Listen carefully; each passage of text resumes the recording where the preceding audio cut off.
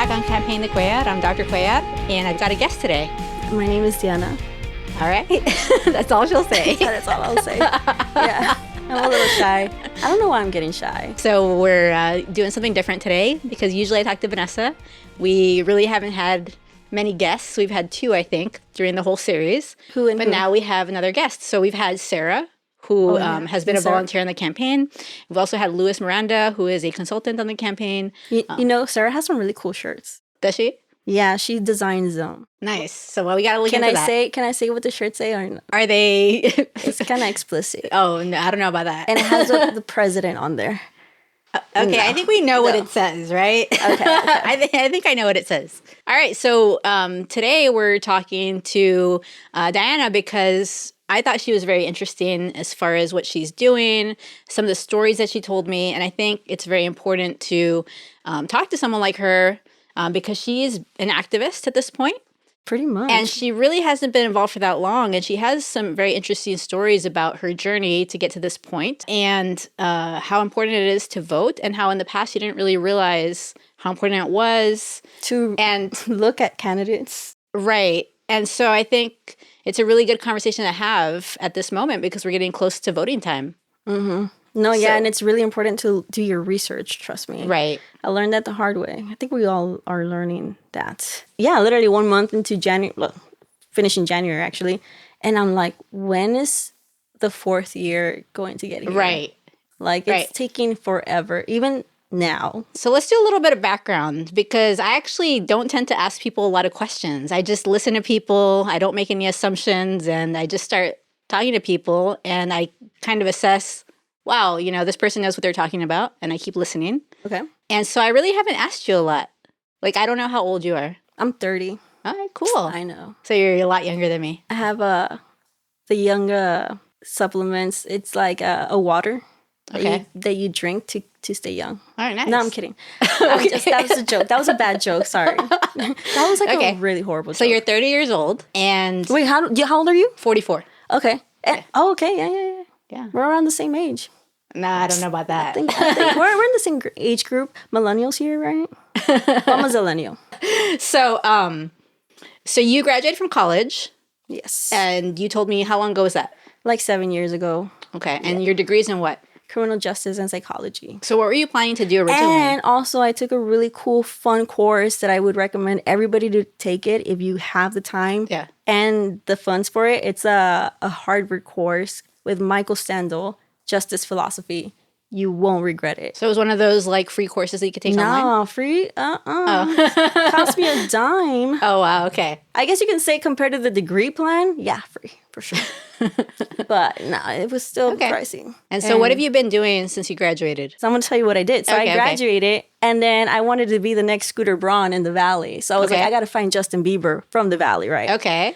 But here in the Valley, it's very, it's kind of hard to do anything musically. Well, not anymore, because I think people who are in the music industry and arts and film and all that stuff, they're actually now getting some sort of a community or an audience that they can, keep growing from. Right. But back when I was like 22, 23, I would be calling restaurants like left and right, like, hey, I have this musician. She sings really good.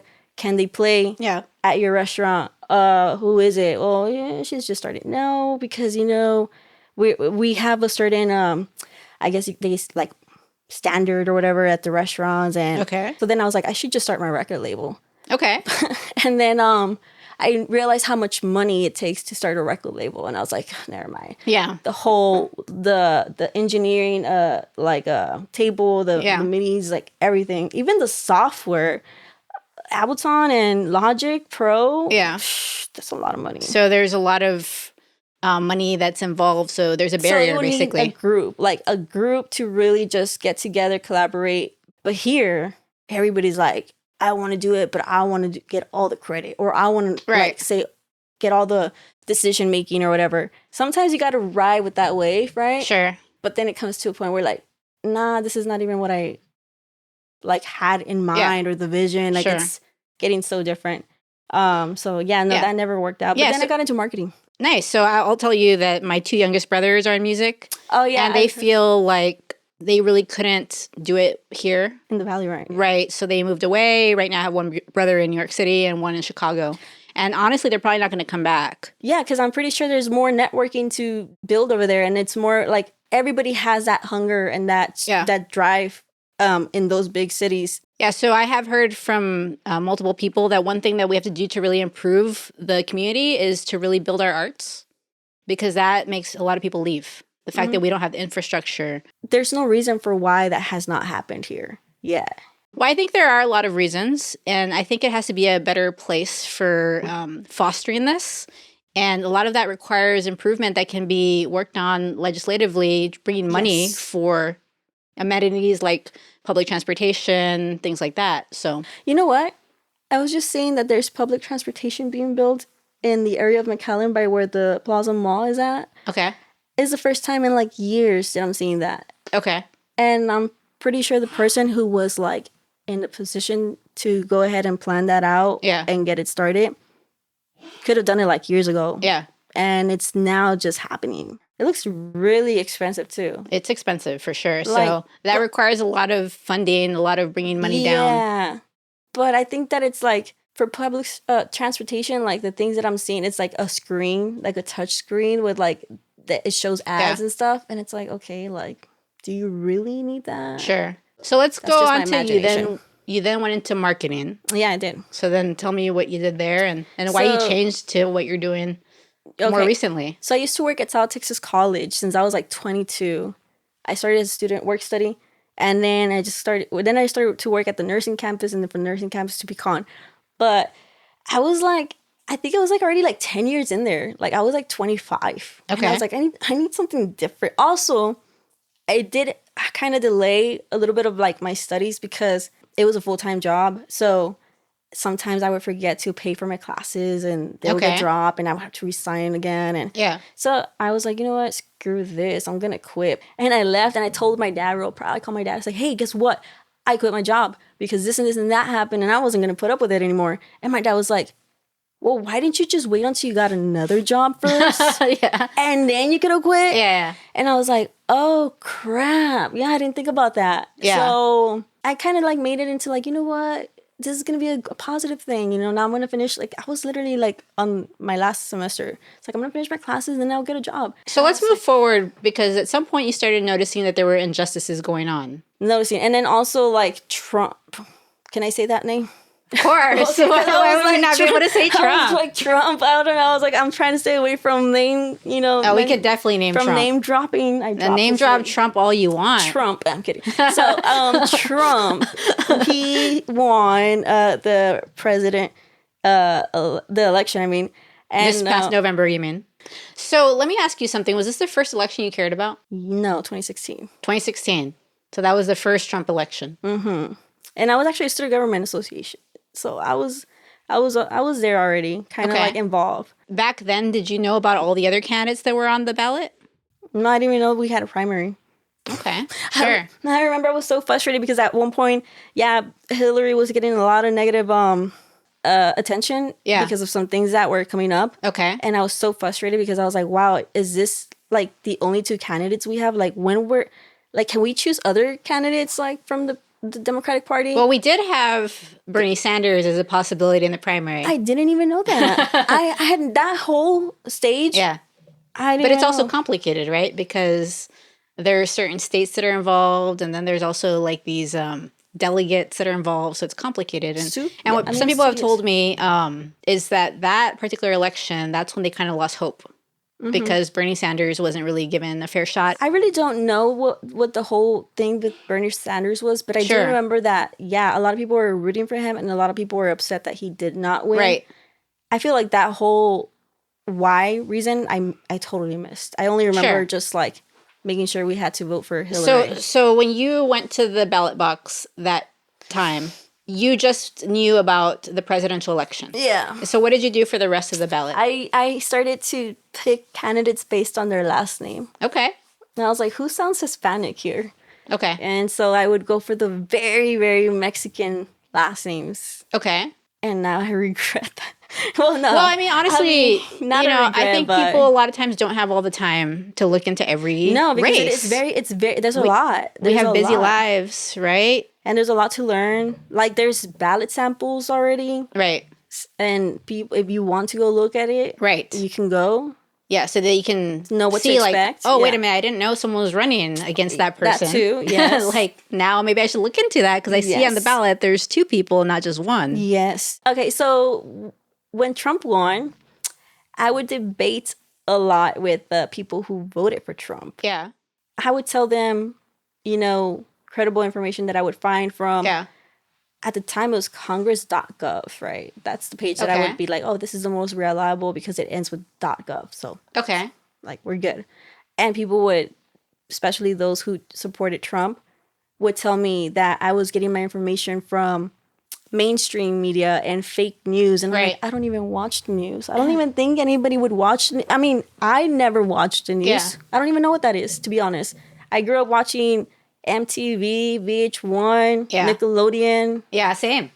Like, what is the news, right? Yeah. Like, but I mean, it's still good that back in 2016, when you were how old? So you were 20. Yeah, I was 20. You still cared enough. Probably 19. To go vote, at least to try to make sure that Trump wasn't going to get elected. Yes. Now, I didn't watch these. People can do things however they want, but technically you don't have to answer every single race on there. So like if you don't feel comfortable, you could certainly just if you don't feel comfortable, you could certainly just vote for president and say, look, I don't know anything else. I don't feel right about this. I'm just going to vote for the president and I'm going to turn it in. I did not even know that. Yeah, so I think that it's important for people to understand that they don't have to answer everything on there. They don't have to feel like, oh, I don't know a lot, so I can't vote. Maybe if you at least know about one race. Yeah. Maybe vote in that race. So at least you're doing something to make your voice heard. And you did tell me that in the past you weren't as informed and you were, like you said, picking candidates based on the name, just what it sounded like. Mm-hmm. And you also mentioned that you have friends that feel like they're not smart enough to vote. So tell me more about that. Like, why do they feel they're not smart enough to vote? Because they just don't know, like, what Congress even is or that it exists. Okay. And these are people around your age? Yeah. Okay. Yeah. Or maybe 3-4 years younger. My cousin's like 25. And what do you tell them? I tell them, honestly, I don't really know either.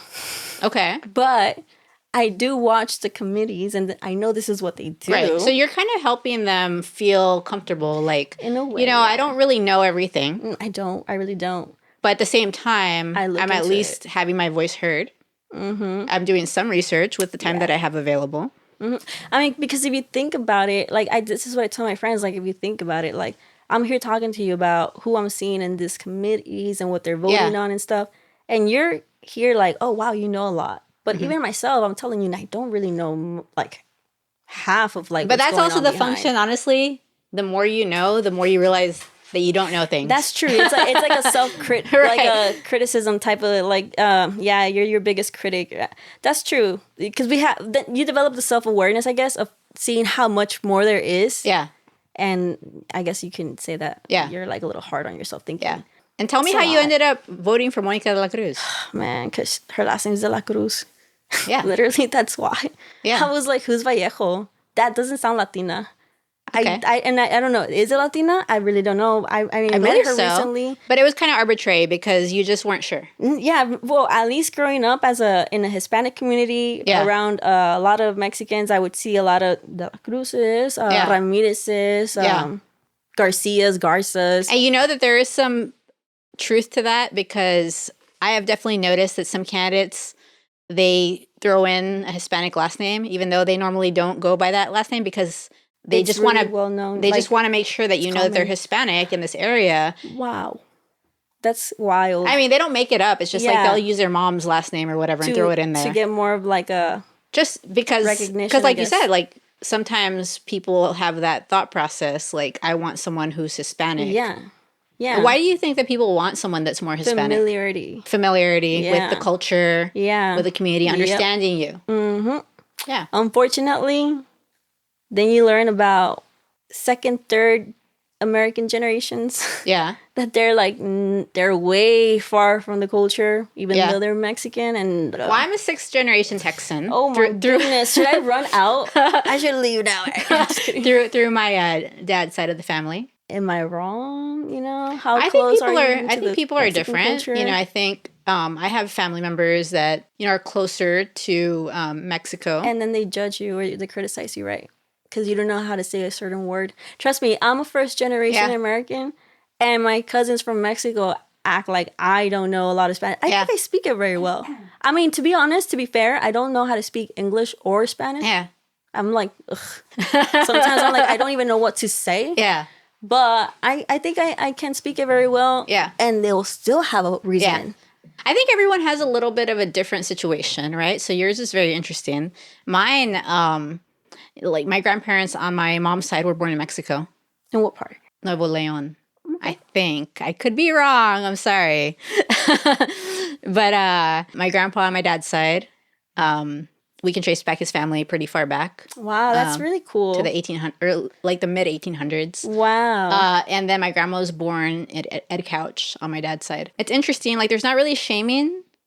It's just like, we'll just mix Spanish and English. You want to know something interesting? Yeah. Really interesting? See, you know more about your Mexican culture than I do, because my grandparents were adopted. I don't even know where my last name, Morales, is first generation. Okay. So I do know that some of my family from my grandmas were from like Kingsville and stuff.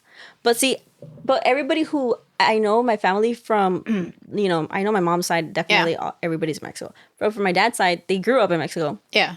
But it's like it's not like I can say, oh, I can trace my family back to like 1800. I don't even know. It gets lost. Well, I'm not bragging about it. I'm just telling you. I'm just saying that's interesting, because you know how I'm just kind of like, in a way, eating my own words, because earlier I said, oh, there's a second, third generation, like Mexicans that are here in America for, years, and they lose their Mexican culture, right? Yeah. But here you say you're the 6th generation, you know more about your Mexican culture, and I'm the 1st generation. I don't even know, I don't know. Yeah. I just know that, I'm pretty close to my cousins that are Mexicans now, right? Yeah. But yeah, your history, like your family history, it's a lot more than mine. So yeah, I'm just eating my own words. Everyone's different. No, we right. shouldn't Totally shame right. anyone for anything, right? Totally right, yeah. But I also want to talk more about your story, because I think it's really interesting how you got interested in law school,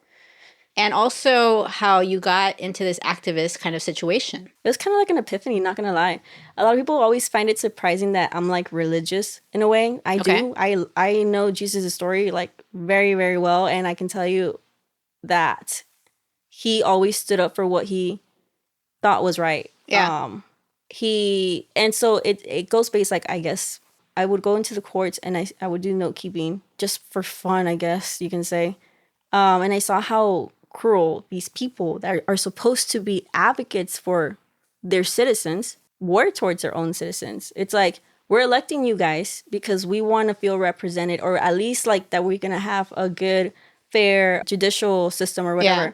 But then here you are going against us, picking your buddies who are lawyers over the people who are pro se contestants. Like, and when I say picking, it's like they're favoring somebody else more just because they know each other, because of status, because of who they are, the work they've done, over the person that they've only seen that one time probably. Yeah. Pro se contestant don't really know much about their case except that they're fighting for child support.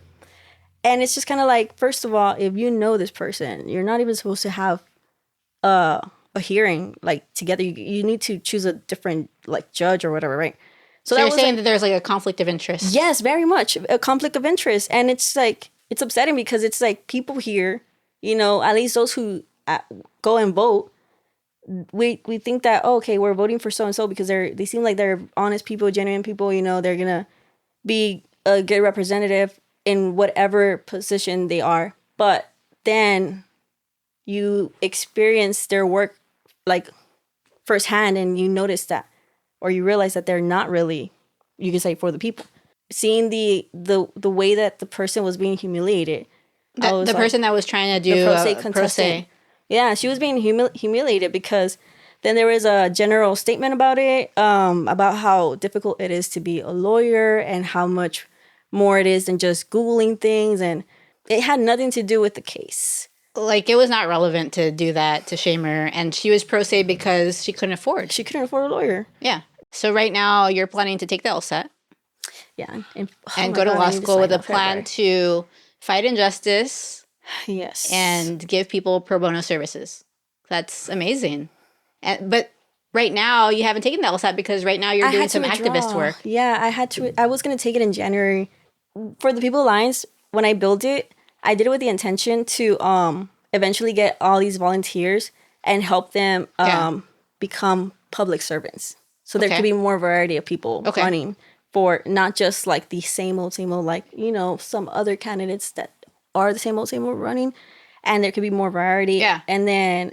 so you channeled your frustration also with what's going on with politics into this, and it's actually grown pretty quick. I guess that's how much frustration I have, I guess. Yeah. I don't know. So I will say that what's fun about this running is that I meet people like you, and it makes you feel hopeful. Yeah. That we can keep fighting and we can make things better. We're not going to win all the time, but ultimately we'll have some wins. But it's like, maybe you might not win all the time, but you do leave that seed that eventually will sprout. So. Exactly. So you've already sprouted your seed. I'm sprouting my seed with this campaign. And we're going to keep building, regardless of whatever path it takes, to keep making things better. Look, whatever happens, it's always going to be a win. Right. Because, you know, time goes by so fast. Yeah. And by the Before time you know it, you're going to be 44 like me. But no, I mean, yeah, that's how fast life goes, right? And but there could be already a lot done by that time. Right, for sure. So, and because of that one seed that, you know, kind of was left, even though it wasn't like an automatic, like, oh, growing beautiful flower. Yeah. When you first, you know, planted it, but then eventually it will grow into maybe even a freaking huge tree. So in just 3 months, you've accomplished a lot, right? You guys have had multiple events. You guys have had events with candidates like Jasmine Crockett. Yeah, although probably a lot of people would be pissed about that. For what reason? Overstepping.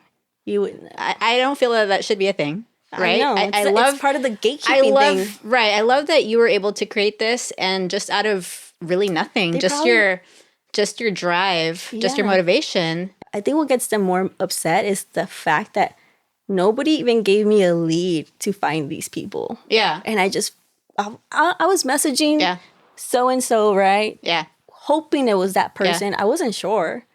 But then I got a text and I was like, hey, I saw your DM, you know. You mean with Jasmine Crockett's team? Yes. And now you're hanging out with me. Yeah. And then I was like, whoa, what? Like, that's wild because the social media for the person behind Jasmine Crockett's team, she's a really great person, by the way. She's awesome. Right.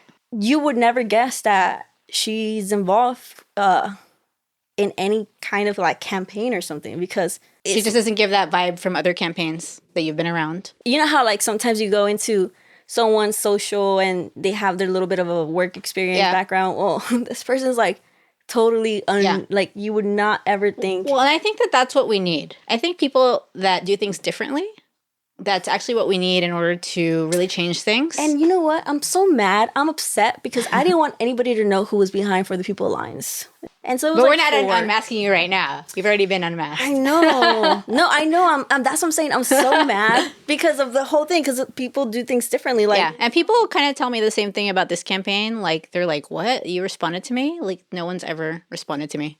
All right, well, it's been fun talking. So I really congratulate you on your journey and how you're seeing the injustices and you want to go to law school and really help people. And then at the same time, you're helping people now being an activist and building this organization. Well, thanks. Yeah, so that's actually motivating. Thank you so much. Yeah, and you're motivating me too. Oh, really? Yeah, nice. For sure. Let's freaking start canvassing. Well, we are canvassing, but yeah, we could certainly canvass together if you wanted to. That's I meant me included.